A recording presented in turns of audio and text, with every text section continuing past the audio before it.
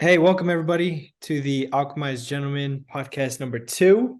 I have the pleasure of sitting with Gus, and we're going to be covering some pretty interesting topic today, which is inspiration. And you're a master of life coaching, Gus. I've been fortunate to be learning from you for the last few years, and not only have I remained and stayed inspired, but I'm living in states of flow. And for those of you who don't know what that is, we're going to be talking about basic getting out of bed from struggling to wake up, the snoozers. What are some common symptoms of people who are just not motivated? Common symptoms, I mean, there are many from, as you say, sleeping in, trying to hit the snooze button one too many times, to moonlighting into the evening, to distracting themselves at work, to sabotaging their own success, to feeling unworthy, to taking jobs that are beneath them.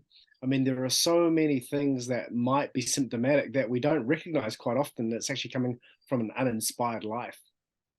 Have you ever been uninspired? Like, what did you ever go through a depression, or when were you at your lowest?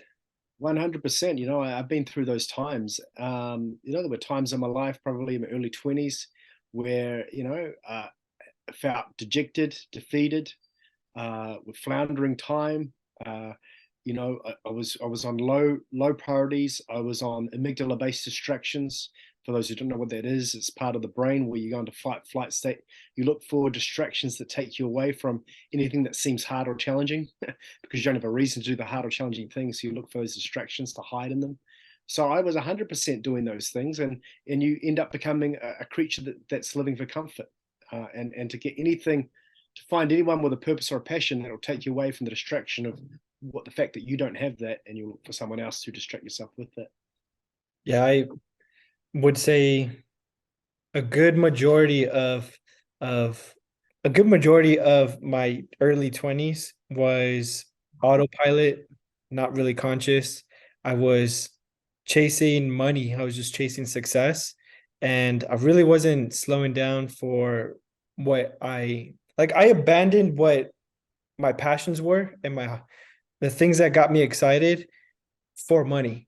I joined this group that said was pretty fanatical for success. I had to stop doing the things that was fun and exciting for me, and I just laser focused on building this business. And um, my hobbies died, my passions died, and I never got the dream that they promised to doing this business. And I felt completely burnt out at 25. Honestly, that was way too late. Probably could have pivoted and changed much sooner.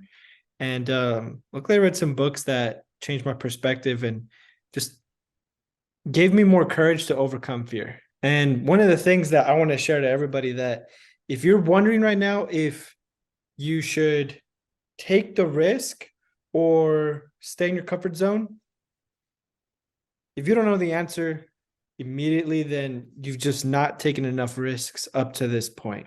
If you don't immediately know the answer, that means you've been in your comfort zone for too long. People who take risks know that the fear is just false evidence appearing real. And whenever you do whatever you're afraid of, magically right afterwards, you realize it's not a big deal. And you feel so much better afterwards. One of the big things people are afraid of is getting out of the American capitalist machine.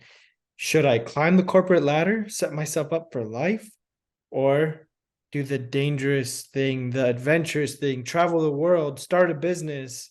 And little do they know, they can have both. You can have everything, just not all at once. 100%, and I love how you say that, and it's so true.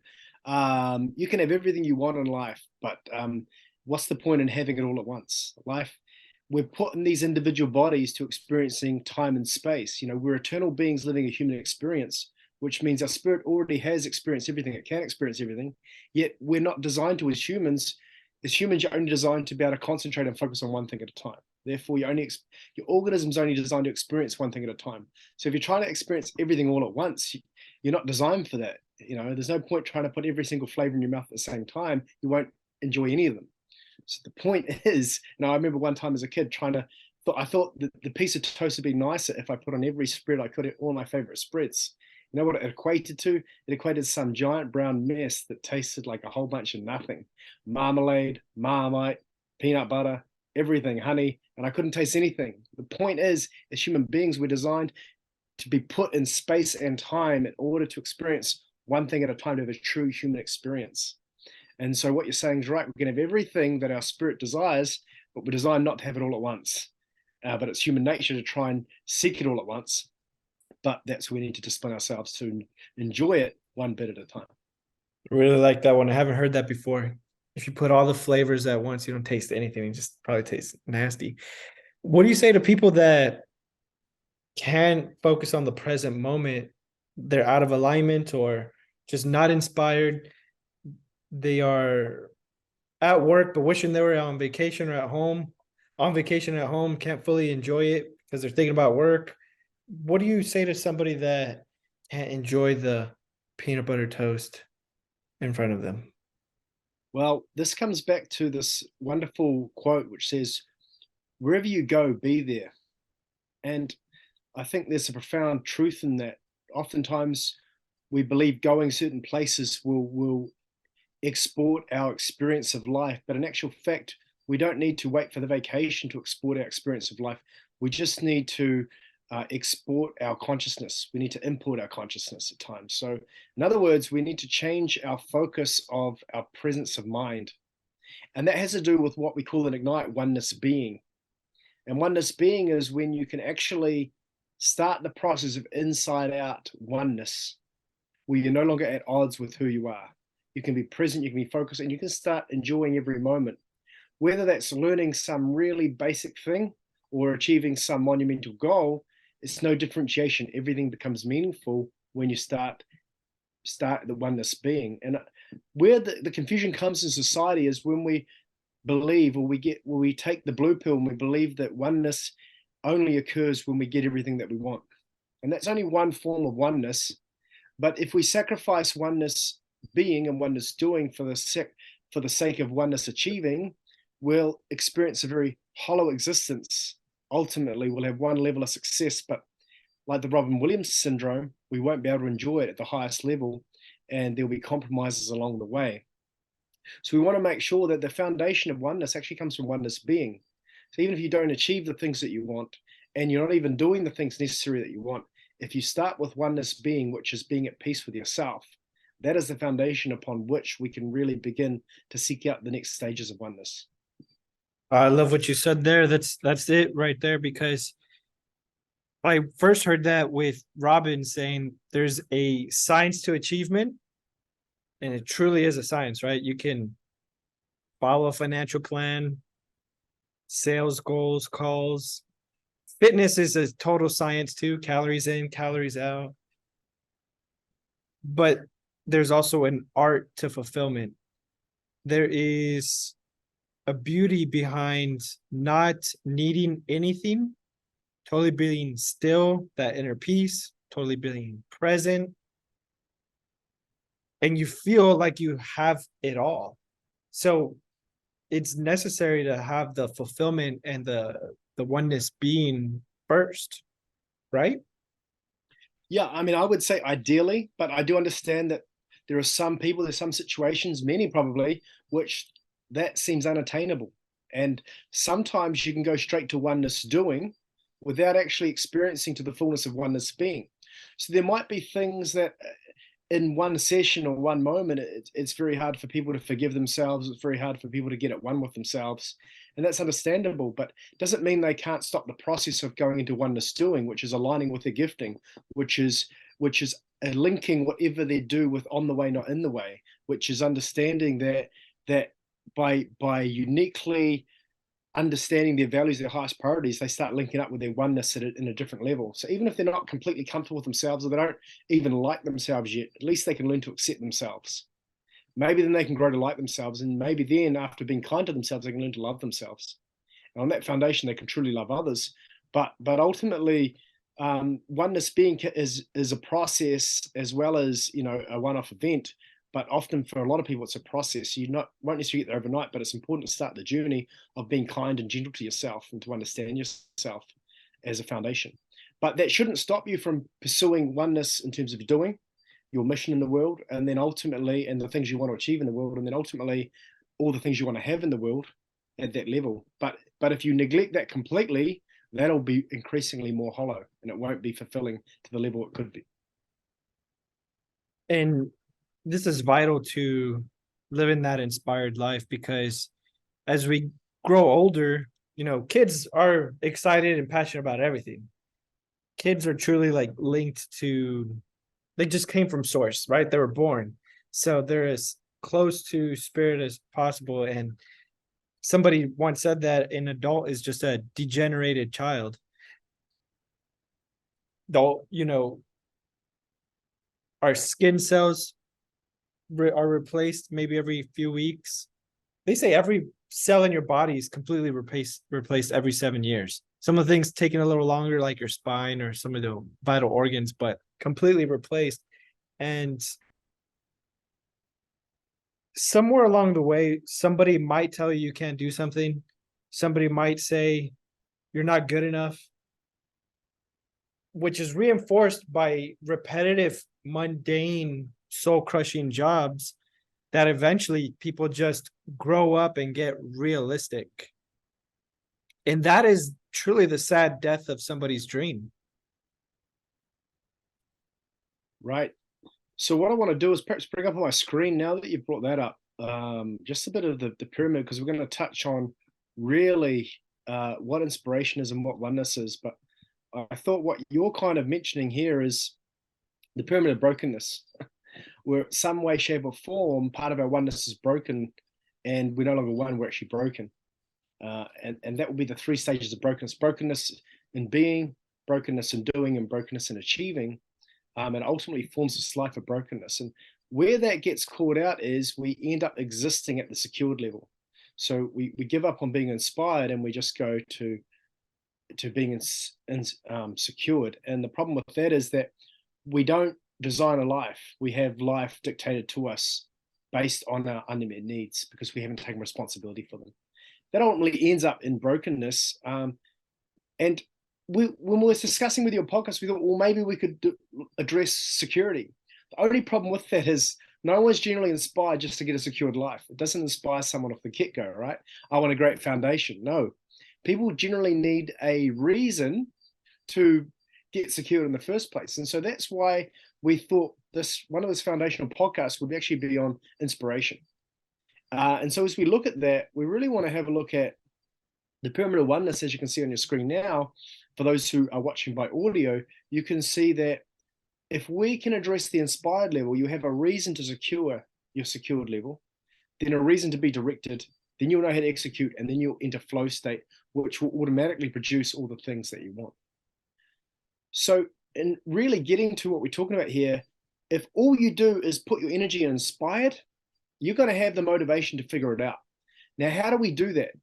And there are a couple of key ways, but one of the key ways is actually knowing your highest priorities, not trying to have 100 goals. As cool as that sounds, I'm going to achieve 100 goals this year. It's actually not trying to do that.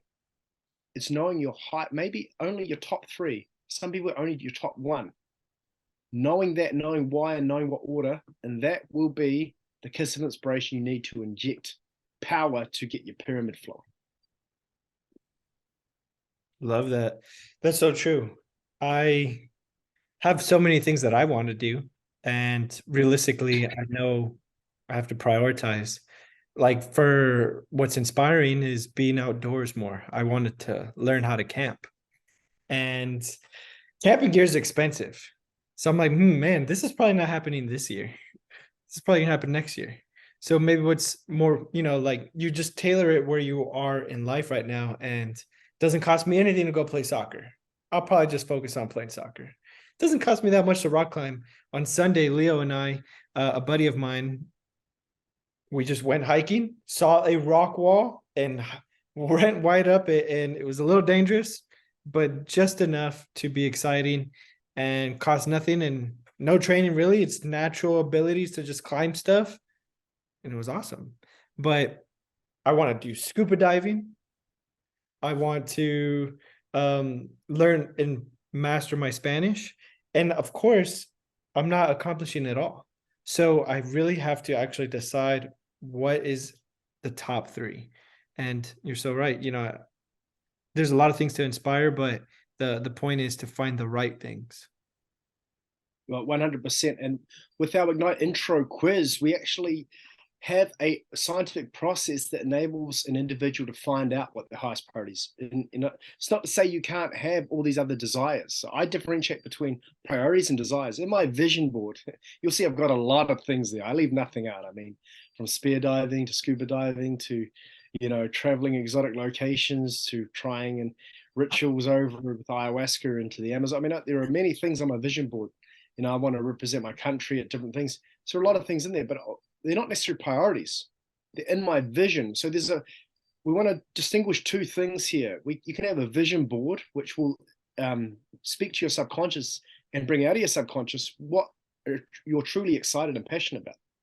But then for execution and flow state, you need to then narrow down what are going to be the highest priorities and why. And what this does is you will start to get excited. You'll start to set real timeline goals in true time and space that get you into flow state, that get you excited, that have true accountability attached to them, rather than pipeline dreams. And what ends up happening in my life anyway is the things on my vision board still get accomplished, but they happen as a bonus. And the reason that happens is because in my deciding process of my highest priorities, I ask this important question, and this will be built into the scientific method when you figure out how to find your highest priorities. And the question is, what are your top three priorities that if you were to do them, you would by default likely have achieved all the other things along the way as well? And so when you ask that question, your brain automatically goes, well, if I ran a successful business online, then I could travel because it would be portable. I would have money to do all the things that I want, and I'd be fulfilled because I'd be doing the business. So just in answering that question, you match three things on your vision without even really trying, because you've included that in your highest priority. Are you starting to understand how the power of narrowing your focus actually has? Oh, definitely. That's true. Because if you're focusing on the wrong things, like I was talking about hobbies, like you said, desires, but those are not the highest priorities. And because if I just focused on those desires, I would not get what I truly want in life. But it totally makes sense. Well, just the example on that, you could say you wanted to be the free diver, and decided, oh, I'm going to spend 5 hours focusing on my breath. I'm going to be getting the best lessons. So that's 5 hours of your time each day that you could have been investing in the golden goose that would have met your need for growth and fulfillment and your need to meet the business. And ironically, by you studying that business, you would have been over there in your spare time learning how to free dive. But if you put all your effort into that free diving at the start, you've got no foundation to launch from to do that. Yeah, gotcha. Love that. Um, do you generally see people that are inspired, or what's some of the biggest distractions or things that people, you know, the difference between actually making your dreams come true versus having those inspirations but never Right. Well, action? for me, with my clients, there are a number of different categories I fall into. Sometimes they'll come and they completely haven't got the direction part of their foundation. They're inspired, but they're not directed. That's another kettle of fish. There's others who want to be inspired, but they're so insecure at the base level. They're so subconsciously unstable because of their self-talk. They don't allow themselves. They don't believe they're worthy enough to be inspired. So then you're dealing with that level. But I think there's a main class of people that are unconscious of the fact that they're not allowing themselves to be inspired.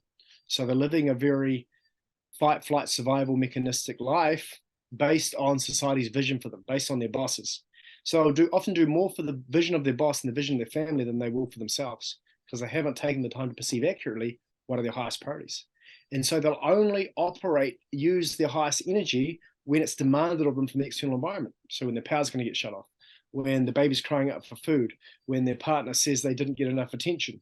They're completely driven from the needs and the voices of the outside, and they have no high standard within themselves because they've devalued at some level. They don't believe they're worthy enough to place what they think is of worth at the highest level.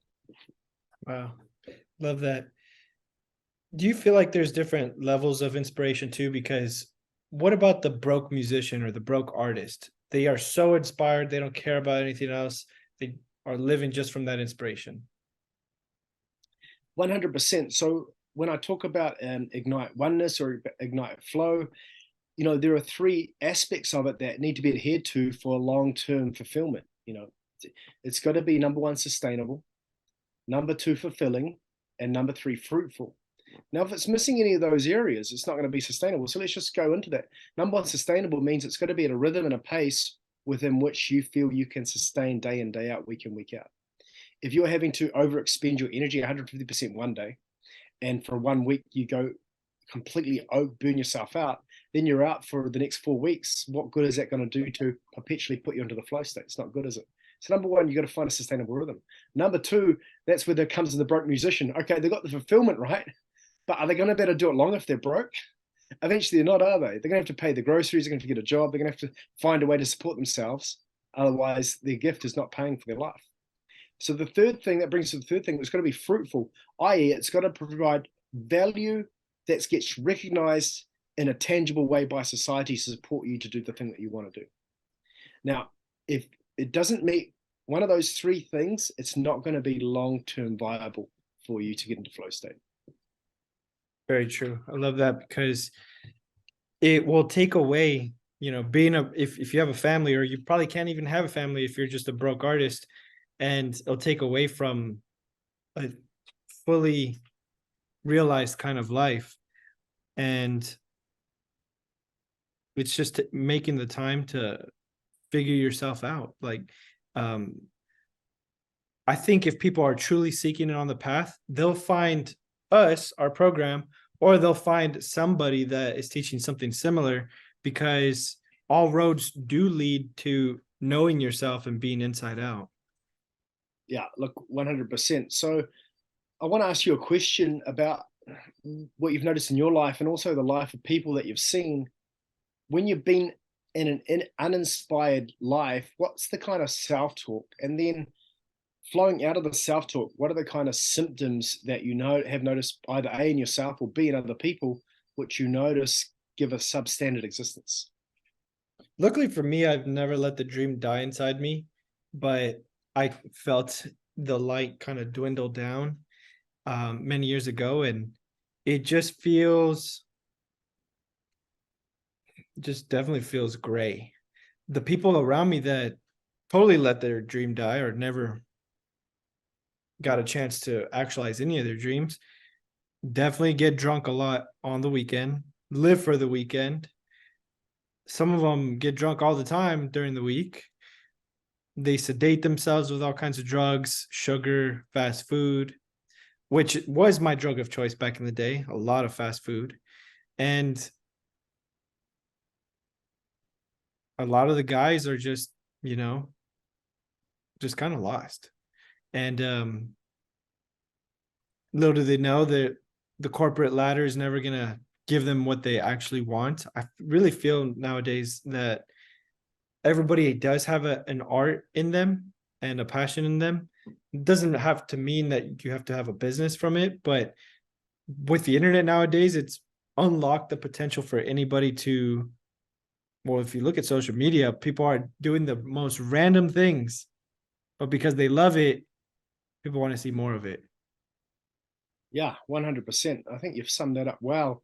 Would it be helpful if I maybe listed out a bunch of possibilities, that categories that people could be in, maybe so that someone that's listening in the audience might be able to identify if that's them? Yeah, that sounds cool. So you've got the person who's addicted to sugar, living for the weekends and living for vacations. Can't wait till it's Friday. Oh God, it's Monday. This type of scenario mindset. You've got those who really have a desire to speak a truth, to have a cause, but they don't know what it is. There's that bunch of people. Then there's those who are just looking for some kind of meaning and purpose by meddling in other people's issues, by Ugh. trying to be vitriolic, trying to get their sense of meaning by giving others advice when they haven't taken it themselves. That's another category of people. There's a category of people who will be continually taking on excessive demands of their boss and of their partner without a voice for themselves, believing that just by pleasing these external voices, they're going to get some validation of purpose. But deep within, they're still empty. So those are a few categories I just wanted to put out there. And I just want to put out there what we offer in Ignite Inspiration, the complete package. You don't have to do all of these things, but this is just to understand what categories are in the layer in the pyramid of Ignite Inspiration. So we have the first building block is really self-knowledge. That's knowing your primordial energy, knowing your DNA, knowing your personality, knowing who you are, knowing how you're wired up. That's highly important just to know if you're a cat trying to swim and you're trying to be like a fish, no matter how hard you try, you're never going to be as good as that fish, right? So you've got people that are going against their DNA. They are born to be an introvert, yet they're an extroverted role, and it's tearing them apart, and they're gassing out of energy, right?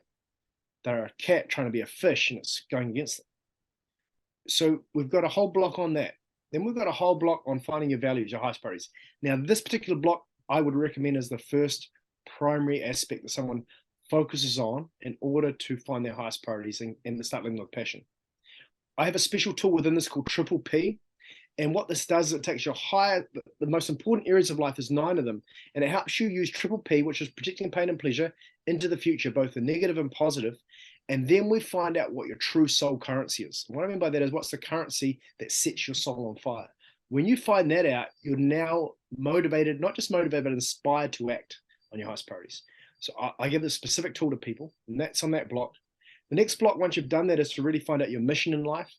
And the last block of inspiration is really one of my favorites, called Ignite Vision. How to ignite your personal vision on a 5-year and 1-year basis to paint a picture. And the amazing thing about this is, once you paint a picture of the future, you start to see things happen in your life you never believed would happen. I've got the ability now to take out one part of my future vision and put it into my life today and decide I'm going to work on that. And it comes into being. That's the power of having a future picture. You start putting the pieces together. Wow. Straight fire at the end, guys. That was amazing. For people listening, reach out to Gus, send him a message, send me a message. We'll get you guys some information. We'll book you a free session. If you enjoyed the episode, please subscribe, like the video and the podcast, leave a comment and review. Any closing words? No, just enjoy, sign up, have fun, find out what your highest priority is, regardless whether you do it with us or not. I don't care, but find out what your highest priority is and have fun following it, because you'll take on the adventure of a lifetime as you do. Thank you for listening, guys. Take care. Now.